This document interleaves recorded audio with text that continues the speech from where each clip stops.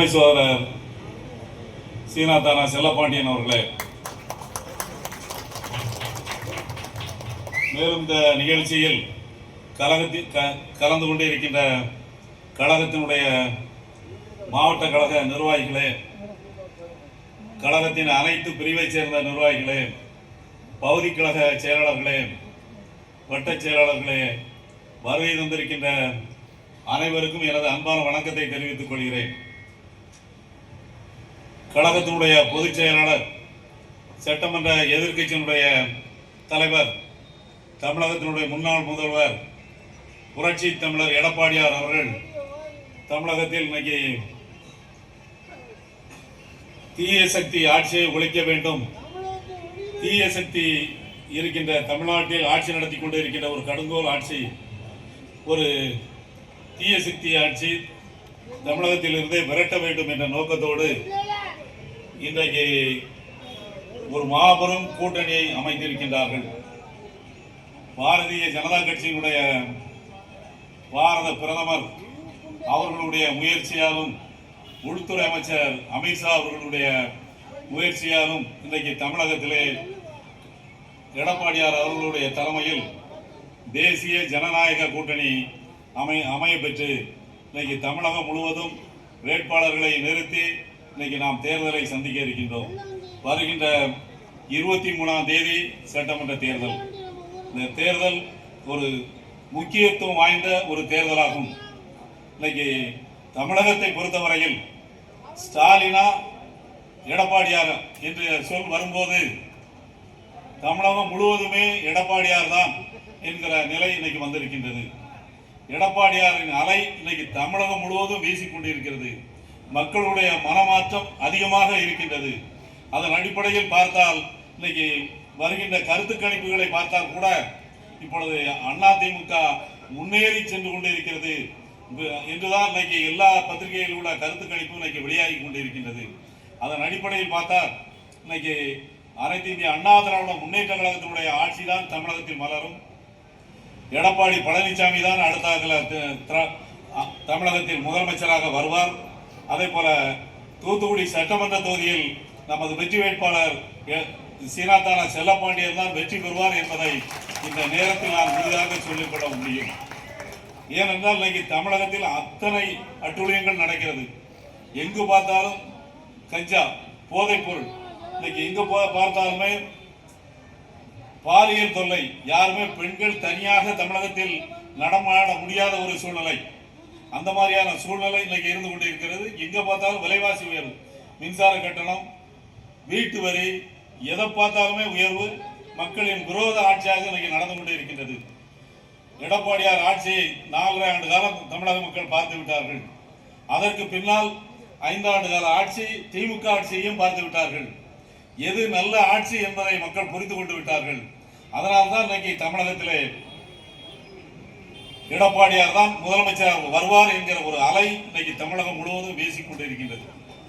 நிச்சயமாக எடப்பாடியார் தான் தமிழகத்தினுடைய முதலமைச்சராக வருவார்கள். அனைத்து இந்திய அண்ணா திராவிட முன்னேற்ற கழகத்தை பொறுத்தவரையில் புரட்சி தலைவர் எம்ஜிஆர் அவர்கள் இருந்தபோது கழக தொண்டர்கள் எல்லாம் புரட்சி தலைவர் எம்ஜிஆர் அவர்கள் முதலமைச்சராக வர வேண்டும் என்ற எண்ணத்தோடு செயல்பட்டார்கள். அதே போல புரட்சி தலைவர் அம்மா அவர்களை புரட்சி தலைவர் எம்ஜிஆருக்கு பின்னால் அம்மா அவர்கள் தான் தமிழகத்தினுடைய முதல்வராக வர வேண்டும் என்று தமிழகத்தில் இருக்கிற அனைத்து அதிமுக தொண்டர்கள், தமிழக மக்களும் ஏற்றுக்கொண்டார்கள். இப்பொழுது அதே நிலைமை 3ஆம் கட்ட தலைவராக இன்னைக்கு எடப்பாடியார் அவர்கள் தமிழகத்திற்கு நல்ல திட்டங்களை கொண்டு வந்ததின் காரணமாக இன்னைக்கு மக்கள் மனதிலே உயர்ந்து நின்று தொண்டர்கள் மத்தியினாலும் சரி, மக்கள் மத்தியினாலும் சரி, எடப்பாடியார் தான் தமிழகத்தினுடைய அடுத்த முதலமைச்சர் என்கிற நிலையை இன்னைக்கு அனைத்து இந்திய அண்ணா திராவிட முன்னேற்ற கழக தொண்டர்கள் முதல் பொதுமக்கள் வரை இன்னைக்கு ஏற்றுக்கொண்டு இன்னைக்கு நடத்தி கொண்டிருக்கின்றார்கள். ஆகையால் இன்னைக்கு சொன்னதை போல புரட்சி தமிழர் எடப்பாடியார் அவர்கள் சொன்னதை போல நாங்கள் தமிழகத்திலே 210 தொகுதிகளிலும் வெற்றி பெறுவோம் என்று சொல்லி இருக்கின்றார்கள். அதன் அடிப்படையில் நாம் தமிழகத்தில் 2023க்கு பிறகு மே மாதம் 4ஆம் தேதி எடப்பாடியாருடைய ஆட்சி தமிழகத்தில் மலரப்போவது உறுதி. இதில் எந்த ஒரு சந்தேகமும் இல்லை. நீங்கள் தூத்துக்குடியை எடுத்துக்கொண்டால் தூத்துக்குடியில் சட்டமன்ற உறுப்பினராக இருந்து கொண்டு இருக்கின்றவர் எந்த ஒரு திட்டமாவது நான் அந்த திட்டத்தை தமிழகத்துக்கு தூத்துக்குடி நகரத்துக்கு கொண்டு வந்தேன் என்று உருப்படியாக சொல்ல முடியுமான்னா சொல்ல முடியாது. எந்த ஒரு பெரிய திட்டமும் கொண்டு வரல. இதுதான் அது. கீதாஜி பலமுறை அமைச்சராக இருந்தாச்சு, பலமுறை சட்டமன்ற உறுப்பினராக இருந்தும் இந்த தூத்துக்குடி நகரத்துக்கு அவர்கள் சொல்லக்கூடிய அளவிற்கு எந்த திட்டமும் கொண்டு வரவில்லை. ஆனால் எடப்பாடியார் அவர்கள் ஸ்மார்ட் சிட்டி திட்டத்தை கொண்டு வந்தார்கள். அது ஒரு மத்திய அரசின் திட்டமாக இருந்தாலும் சரி, அது எந்த நகரத்தை எடுக்க வேண்டும் என்று கேட்பது மாநில முதலமைச்சர்களிடம் தான் கேட்பாங்க. அந்த கேட்கும் பட்சத்தில் தூத்துக்குடியை எடுத்தது எடப்பாடியார் பழனிசாமி அவர்.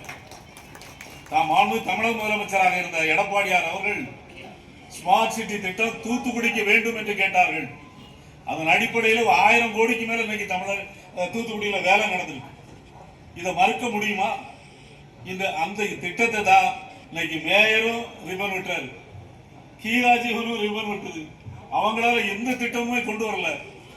எதுவுமே கொண்டு வராம நம்ம தூத்துக்குடியில் சட்டமன்ற உறுப்பினராக இருக்கணும், மேயராக இருக்கணும் அப்படின்னு சொல்லி அந்த குடும்பமே இன்னைக்கு தூத்துக்குடியை அபகரிச்சுக்கிட்டு இருக்கு. அதான் மன்னராட்சி. மன்னராட்சிங்கிறது இன்னைக்கு கருணாநிதி, அதுக்கடுத்தாக்கல ஸ்டாலின், அதுக்கடுத்தாக்கல உதயநிதி ஸ்டாலின், அதுக்கடுத்தாக்கல இன்பநிதி. என்ன மன்னராட்சி? திமுகவிலே மன்னராட்சி, அதே போல தூத்துக்குடி மாவட்டத்தில் என்ன மன்னராட்சியா? இந்த நிலை நீங்களால்தான் தூத்துக்குடி மக்கள், தூத்துக்குடி நகரம் முன்னேறும். அதுக்கு தான் எடப்பாடியார் அவர்கள் இன்னைக்கு நல்ல சிறந்த வேட்பாளராக நமக்கு முன்னாள் அமைச்சர் செல்லப்பாண்டியன் அவர்களை இன்னைக்கு தந்திருக்கின்றார்கள். அவர்களை வெற்றி பெற செய்ய வேண்டியது தூத்துக்குடி நகர மக்களின் நகரம் வளர்ச்சி பெற வேண்டுமானால் அதிமுகவுக்கு நீங்க ஓட்டுகளை நீங்க வருகை தந்திருக்கிறோம்னா அதிகமான வாக்குகளை நீங்கள் கேட்க வேண்டும். இங்க வந்திருக்கிறவங்க எல்லாம் நான் என்ன சொல்றேன் அப்படின்னா, அவங்க பூத்துல இப்ப வந்திருக்கிறவங்க நீங்க அடுத்த பூத்துக்கே போக வேண்டாம். நீங்க உங்க பூத்துல எந்த சொந்த பூத்து எங்க இருக்கோ அந்த பூத்துல கூடுதலாக வாக்குகளை நான் வாங்குறேன் அப்படின்னு சொன்னாலே இன்னைக்கு 360 பூத்துலையும் 360 பேர் இருந்து தீவிரமாக செயல்படும் போது நாம கண்டிப்பாக ஜெயிக்க முடியும். நமக்கு வெற்றி வேட்பாளராக தான் எடப்பாடியார் அவர்கள் நமக்கு தந்திருக்காங்க. அதை வெற்றி பெற செய்ய வேண்டியது கழக தொண்டர்களுடைய கடமை, இன்னைக்கு மக்களுடைய கடமை. தூத்துக்குடி நகரம் வளம் பெற வேண்டுமானால் இங்கே வருகை தந்திருக்கின்ற தொண்டர்கள் இந்த பேச்சை கேட்டு அப்படியே போயிடக்கூடாது. ஒவ்வொருத்தரும் அவங்க பூத்துல அவங்க குடியிருக்கிற பூத்துல நீங்க முதல்ல பாருங்க. அந்தந்த பூத்துல நீங்க அதிகமான ஓட்டுகளை வாங்குங்க. அங்க பூத்து கமிட்டி போடுங்க. வேலை செய்யாதவங்களை தூரம் எடுத்துருங்க. வேலை செய்யக்கூடியவங்களை புதுசா போட்டு அந்த ஒரு பூத்துக்கு 1000 ஓட்டு தான் இருக்கும். அந்த 1000 ஓட்டையும் அந்த 10 ஒரு ஆளுக்கு 100 ஓட்டு விதமா பிரிச்சு கொடுத்தா 30 வீடு தான் வரும். ஒரு ஆளுக்கு பார்க்கறதுக்கு 30 வீடு தான் வரும். அந்த 30 வீட்டையும் அந்த ஒரு ஆளு பார்க்கலாம். அப்படி ஒரு 9 பேர் போட்டிருக்கோம். 900 ஓட்டுக்கு மேல எந்த பூத்துக்கும் கிடையாது. அப்படி நம்ம கடுமையாக வேலை செய்யும் போது தூத்துக்குடி நம்ம கண்டிப்பா நிச்சயமும் வெற்றி பெறும். நமக்கு அதிமுகவில் தொண்டர்கள் நிறைய இருக்கும். ஆனா நம்ம அதை நீங்க ஏறாதவனா ஜெயித்துரும் வெற்றி பெற்றுரும் அப்படிங்கிற ஒரு நம்பிக்கையிலே நீங்க போயிட்டு இருக்கீங்க. ஆனா வேலை செய்யறது இல்லை. அதிமுக தொண்டை என்னைக்கு கடுமையா வேலை செய்யறானோ உழைக்கானோ அன்னைக்கு கண்டிப்பா நமக்கு வெற்றி நிச்சயம். அதுல எந்த ஒரு இதுவும் கிடையாது. அதனால நமக்கெல்லாம் இன்னைக்கு ஆட்சி வேண்டும். தமிழகத்தில் புரட்சி தலைவர் எம்ஜிஆர், புரட்சி தலைவர் அம்மா அவர்களுக்கு அடுத்தபடியாக எடப்பாடியார் இன்னைக்கு தமிழகத்தினுடைய முதலமைச்சராக வரணும்னா தூத்துக்குடி சட்டமன்ற தொகுதி வெற்றி பெறணும். அந்த நோக்கம் எல்லாருக்கும் இருக்க வேண்டும். இந்த ஒரு தொகுதி போச்சுனாக்கி எண்ணிக்கையில் நம்ம குறைஞ்சிருந்தோம். அதனால தூத்துக்குடி மாவட்டத்தில், தெற்கு மாவட்டத்தில் இருக்கிற 3 சட்டமன்ற தொகுதி வெற்றி பெற்றால்தான் எடப்பாடியார் அவர்கள் முதலமைச்சராக வர முடியும். அதனால கடுமையாக உழைக்கணும். வெற்றிங்கிறது லேசா இல்லை. அதை நீங்க ஒவ்வொருத்தரும் இந்த மகளிர்லாம் வந்திருக்கீங்க, இருந்தால கேட்டுட்டு போக கூடாது. நமக்கு வெற்றி தான் முக்கியம் அப்படின்னு சொன்னா அந்தந்த பூத்துல நீங்க வெளியே வராம இருந்து ஒரு 15-20 நாள் கூட கிடையாது, 17 நாள் தான் இருக்கு. அந்த 17 நாள் நீங்க கடுமையாக உழைக்கும் போது கண்டிப்பா வெற்றி நிச்சயம். கீதாஜீவனுக்கு ஒண்ணு நல்ல பேருக்கு கிடையாது. நம்ம சரியா வேலை செய்யாம தான் அவங்க வெற்றி பெறாங்களே தவிர வேற ஒண்ணுமே கிடையாது. நம்ம கடுமையா தொண்டர்கள் வேலை செய்யும் போது வெற்றி நிச்சயம். அதுல ஒரு எந்த சந்தேகமுமே கிடையாது. அதனால கடுமையாக உழைக்கும் போது நாம வெற்றியை பெற முடியும். நமக்கு இருக்கிற ஒரே நோக்கம் எடப்பாடியார் தமிழகத்தினுடைய முதலமைச்சராக வர வேண்டும். தீய சக்தி கருணாநிதியோட குடும்ப ஆட்சி ஒழிய வேண்டும் என்பதை மட்டும் மனதில் வைத்துக் கொண்டு இன்னைக்கு அருமையான கூட்டணி அமித்ஷா அவர்களும் மோடி அவர்களும் நமக்கு ஏற்படுத்தி தந்திருக்கின்றார்கள். அந்த கூட்டணி வலுவான கூட்டணி என்பதன் காரணமாக இன்னைக்கு ஸ்டாலின் கலங்கி கொண்டிருக்கின்றார். இன்னைக்கு இந்த கூட்டணி மக்கள் செல்வாக்கு அதிகரிச்சதுனால இன்னைக்கு எடப்பாடியாரா ஸ்டாலின் அணி தான் இருக்கே தவிர தமிழ்நாட்டில் வேற எந்த ஒரு நடிகர் கட்சியும் தெரியாது, எதுவும் தெரியாது. இப்ப நீங்க போக போக பாருங்க, எந்த கட்சியுமே வேற கட்சி இருக்கிறதே தெரியாது. அதனால நம்ம உழைப்பு வெற்றியை தரும் என்ற நோக்கத்தில் நீங்கள் செயல்பட்டு நமக்கெல்லாம் ஒரே நோக்கம், எடப்பாடியார் தமிழகத்தில் முதலமைச்சராக வரணும். நாம ஆளுங்கட்சியா இருந்தா தான் நீங்களாம் அதிகாரம் பண்ண முடியும், எல்லாருமே அதிகாரம் பண்ண முடியும்.